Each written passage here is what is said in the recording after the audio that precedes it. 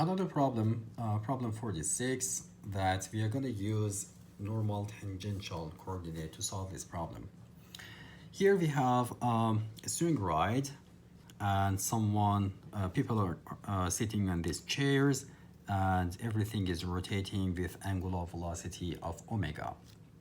And all the dimensions are given. And the question is, what is the required omega angular velocity to have this theta, the angle between the cables vertical direction, to be some specific theta, like 35. So how we can solve this problem? First of all, just imagine what is the trajectory of these people. These people are moving on a circle that if you look at everything from the top, you're going to see that. You're going to see these people are moving in a circle. So let me actually draw that. The trajectory of the motion for these people, or if you want to call it mass, these masses are a circle. So we have a curved path. And if you want to draw the free body diagram of any of these, let's do it here. We are going to have their weight, and also we are going to have force from the tension of these cables. Together, let's say both of these cables applying force T. So this is our free body diagram. This is the path of movement. So what coordinate should I use here? If I use XY coordinate, it's not going to work because this mass is going out of this plane. But if you look at it from the top, you're going to see a planar movement, and this person is moving on a circle. And the best option here is using normal tangential, or you can use polar coordinate as well. But I'm going to use tangential and normal coordinate. Keep in mind, if you want to draw these normal and tangential unit vectors, the tangential is going to be toward this plane, so we are not going to be able to see it here. But the normal direction is this. This is a very common mistake, and I don't know why. Many people think the normal direction is toward these cables, which doesn't make any sense, because the trajectory is a circle here, and En should be toward the center of that circle. And also, I'm going to use this direction as well. Let's call this direction Z.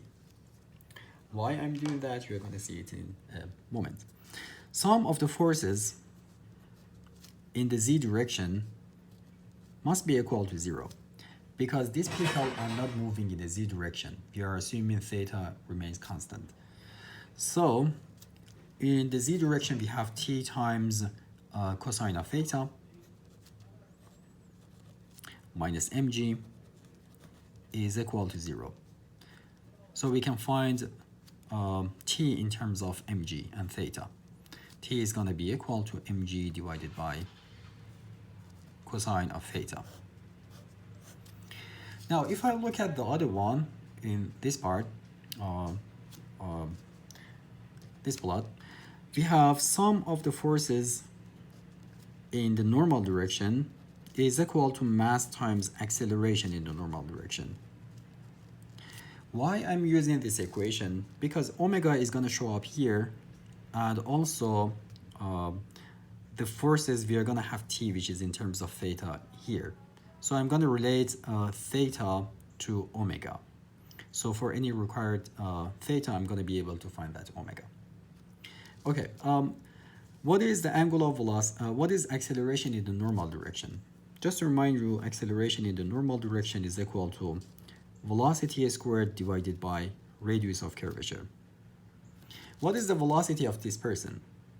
Everything is moving with angular velocity of omega here. So the velocity is going to be r, the radius here, times omega. Velocity of this person, which is just in the tangential direction, is going to be the distance from here to here. Let's call it r. R times omega. This is the velocity. And what is r? let's write it here. R is this distance, which is 3.2, plus this distance, which is 5 times sine of theta. So velocity is going to be 3.2 meter plus 5 times sine of theta, and everything times omega. That's going to be the velocity. Now, if I put that here, acceleration in the normal direction is going to be this squared divided by rho, which is r, and r is this. So I'm going to have at the end 3.2 plus 5 times sine of theta times omega squared. Now, I can put this in my equation. Sum of the forces in the normal direction. What forces do we have in the normal direction? It's going to be just T times sine of theta. T times sine of theta is equal to mass times acceleration in the normal direction, which is this. For now, let's call this R. Then I can replace T with mg divided by cosine of theta.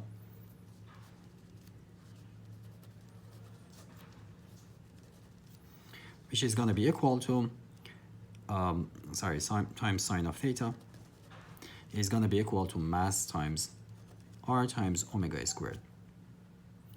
M is going to cancel out from both sides, and omega is going to be equal to a square root of g sine of theta divided by r times cosine of theta. Or if you replace r with this, omega is going to be equal to square root of g. Sine divided by cosine is going to be tangent divided by r, which is 3.2 here plus 5 times sine of theta. So for any given theta, you can put it here to find the required omega. So that's how we can solve this problem using normal tangential coordinate. I use this velocity is equal to r times omega. Let me explain this a little bit more. Whenever we have a particle, let's call it movement on a circle or motion on a circle. If we have a particle which moves on a circular path with angular velocity of omega,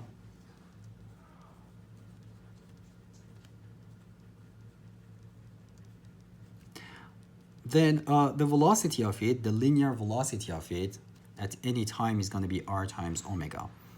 So we know velocity is going to be tangent to the path, and the magnitude of it is going to be r times omega. So this is a very useful equation, and you should know it. Velocity is equal to r times omega. And also another useful equation is if you want to analyze the acceleration of this particle. Let me draw it with a different color. Because the motion is circular, as you know, acceleration is going to have two components. Acceleration in the tangential direction